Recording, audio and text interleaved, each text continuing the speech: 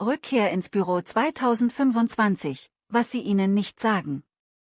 Erforschen Sie die sich entwickelnden Dynamiken der Rückkehr ins Büro und deren Auswirkungen auf die Arbeitskultur. Okay, so let's just dive right into all this stuff about return to office. Yeah, it seems like everyone's talking about it. It really does. You've sent over a Deloitte survey. This time looks like focusing on chief legal officers, and then some pretty intense discussions from Reddit, Rouse Corp, and remote work. And then an article here analyzing RTO trends projected all the way out to 2025. So looks like you're looking for some serious insight here, and we are going to try to deliver it. Let's unpack it. All right, so first, why don't we start with this Deloitte survey? It really digs into how the role of the chief legal officer is changing. Yeah, and I think one of the most interesting things is that CLOs are becoming more and more responsible for leading these big company transformations. Like the survey found that on average, they're leading or co-leading 5 enterprise-wide initiatives. Wow. Things like digital transformation or even something called legal entity rationalization. Legal entity what now? Haha, yeah, it's a mouthful. Basically, it's about streamlining the legal structure of a company. You know, maybe consolidating subsidiaries or dissolving entities that aren't really needed anymore, or optimizing the organization from a tax and regulatory perspective. So making it more efficient. Exactly. So it's not just about contracts and lawsuits anymore. It sounds like CLOs are having to become strategic advisors on a whole new level. Yeah, and another area where they're really having to step up is this whole world of generative AI. Oh, yeah, that's a big one. Like all the legal and regulatory questions around intellectual property, data privacy, potential liability issues. It's a minefield. Makes sense. AI is a really powerful tool, but there are a lot of risks that need to be managed. And the survey found that CLOs are excited about the potential of AI for their organizations, but they also know about the risks. Right. There's a real need for clear strategies and for people in legal departments to really learn new skills to make sure AI is implemented responsibly and effectively. So it's not just about using the new tech, it's about using it the right way. Yes. Okay, well, let's move on to all the anxiety around this return to office push. I thought that the Rouse Corp discussion was really interesting, particularly all the concerns about offshoring. Yeah, and the Australian workforce seems to be particularly worried about this. It seems like there's a real fear that companies are going to use RTO as a way to move jobs overseas. And, I mean, this fear isn't totally crazy. Yeah. One user shared a story about an enterprise architect who was laid off, took a 6-week vacation, and then was offered a higher daily rate to come back, but only because the job was being offshored. Oh, wow. Yeah, so it's kind of like companies are using this weird time to their advantage. Right. They offer more money to some employees while they're also looking for cheaper labor overseas. Yeah, they're kind of playing both sides. So for workers, it creates this feeling of uncertainty, right? There's a chance to get paid more, but there's also the fear of being replaced altogether. Yeah, for sure. And I think it's important to remember that this isn't just happening in Australia. Right, it's global. It's a global trend, and it's Yeah. making workers in all sorts of different industries anxious. So there are definitely valid concerns on both sides. But before we jump to any conclusions, why don't we look at this trend analysis article you sent over? It gives us a broader perspective on this whole return to office push. Sure. Yeah, this article highlights a few key factors that are driving the trend, including the rise of hybrid work models, industry-specific preferences, and then, of course, how employees are responding in different ways. Right, and it emphasizes that there's no one solution that will work for every company. Right. Companies are trying out all these different models, but communicating clearly, being flexible, and focusing on employee well-being, all of that is really important for it to be successful. Yeah, I think that's key. And while the article says that in-person collaboration can be good, it doesn't ignore the challenges, Right. like the fact that it costs companies more money, and then also there are health concerns for employees, especially during flu season or something like that. Yeah, for sure. And that actually leads us perfectly into the employee perspective, which was discussed in that remote work forum. Oh, yeah. There was a lot of skepticism there about the idea that RTO is all about culture. A lot of users felt like it was just a sneaky way to force people to quit or to cut costs or to control employees who have gotten used to working more independently. Yeah, I mean, especially when you hear stories like the one from that user who was switched from salary to hourly, given a meaningless title change, and then told to come back to the office. It makes you wonder what the company's real motives are.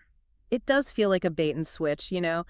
Get people back in the office talking about culture and then change their employment to benefit the company. So we've got this tension then. Companies are pushing for RTO, talking about culture and collaboration, and employees are pushing back, talking about control and flexibility, and even job security. It's like a tug of war. Yeah, it is. And then it gets even more complicated when you bring in all these hidden economic factors that are at play. Ooh, that's a great point. And that's actually where we'll pick things up in part 2 of this deep dive. Looking forward to it. So we were talking about those hidden forces pushing for return to office. Oh, yeah, like the economic side of things. Exactly. And one of the biggest factors is commercial real estate. Yeah, I mean, all those empty office buildings are costing property owners a lot of money. Right. And it's not just the property owners themselves. Think about all the businesses that depend on people working downtown. Oh, yeah, like all the restaurants and shops and stuff. Exactly. The cafes, restaurants, shops, even the public transportation systems. It's like this chain reaction when everyone went remote. It wasn't just the office landlords who were affected. It was whole local economies. Exactly. And now you've got governments stepping in, trying to give companies incentives to bring workers back downtown. Like what kind of incentives? Well, tax breaks for keeping a physical office, subsidies to encourage people to live in the city, all sorts of things to try and revive those struggling commercial areas. It's almost like they're trying to go back in time to before the pandemic. In a way, yeah. But the thing is, work itself has really changed. We've seen that a lot of industries can be really productive with remote work. And employees got to experience that flexibility and better work-life balance. Right. Once you've had that, it's hard to go back to the old way of doing things. So just telling people they have to go back to the office seems kind of out of touch. Yeah, and it's no wonder that so many employees are pushing back against the long commutes, the micromanaging, and the disruption to their routines. It's like they're trying to force something that doesn't fit anymore. Exactly. Yeah. So if the traditional office is becoming a thing of the past, what are the alternatives? What does the future of work actually look like? Yeah, that's the big question, isn't it? Uh. That trend analysis article did mention a few interesting possibilities. Yeah. Do you remember what it said? I think it talked about things like activity-based co-working spaces, and even employee-owned hubs. Right. Imagine a world where the office isn't a fixed place, but a concept that changes based on what needs to get done. So instead of being stuck at a desk, you could choose to work in the environment that works best for you. Exactly. Need to focus on something by yourself. Find a quiet spot, have a big brainstorming session coming up, go to a collaborative space, want to connect with colleagues in a more relaxed way, head to the communal area. Sounds pretty ideal. A work environment that's actually designed for different people and different ways of working. And this isn't just a fantasy. Companies are already trying out these ideas. We're seeing these new flexible workspaces popping up that try to cater to all sorts of needs. And some organizations are going fully remote with no central office at all. Wow, that's a huge change. It must require a whole new way of managing and working together. It does, and technology is a big part of making this new world of work possible. We're talking virtual reality meeting rooms, sophisticated project management tools, and even AI assistants that help things run smoothly. It feels like we're on the edge of a massive shift in how we think about work. We are, and for you, the listener, this is both exciting and challenging. It's a chance to redefine your relationship with work, to find a setup that truly fits your values and goals. But it also means you have to be proactive, Yeah. stay informed, and maybe even be a little brave in asking for what you need. Absolutely. This isn't just about adapting to change. It's about actively creating the future of work. That's a great way to put it. But before we get too carried away with all these big ideas, I think it's time to get a little more practical. You're right. In part 3, we'll talk about some tips and strategies to help you navigate this changing world of work. Whether you're dealing with a return to office mandate or just trying to stay ahead of the curve, we've got some actionable advice for you. So we've talked about a lot in this deep dive. The anxieties people have about going back to the office, the changing role of chief legal officers with AI, all these economic factors driving RTO. It's a lot to think about. Yeah, it really shows how everything is connected, doesn't it? Like individual decisions, company policies, the economy, technology, all of that is playing a role in how work is changing. Totally. But let's make this practical. What can our listener actually do with all this information? Whether they're worried about their company forcing RTO, or they just want to know how to keep their career moving forward. What are the key takeaways?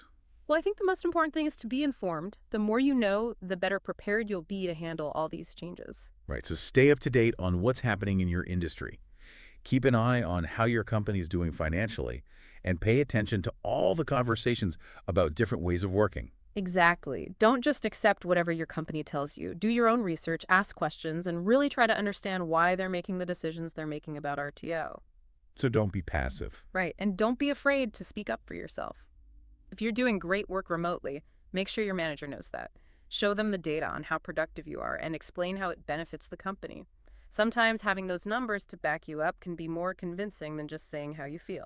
It does. And even if your company is pushing for everyone to be back in the office full time, see if you can negotiate a hybrid schedule.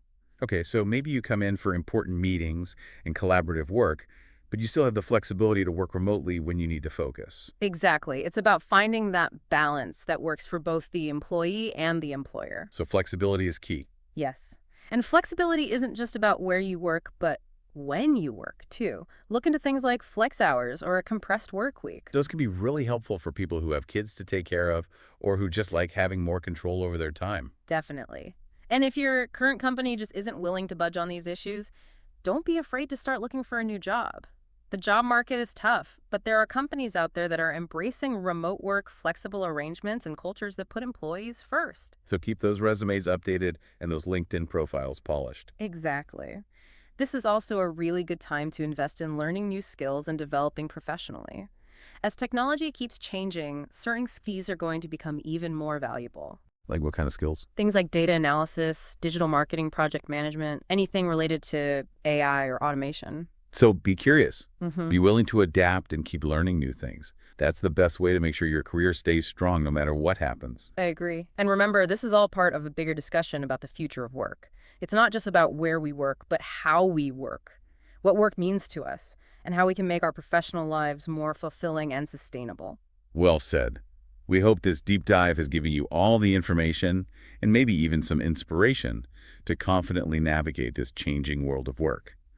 Keep diving deep, everyone.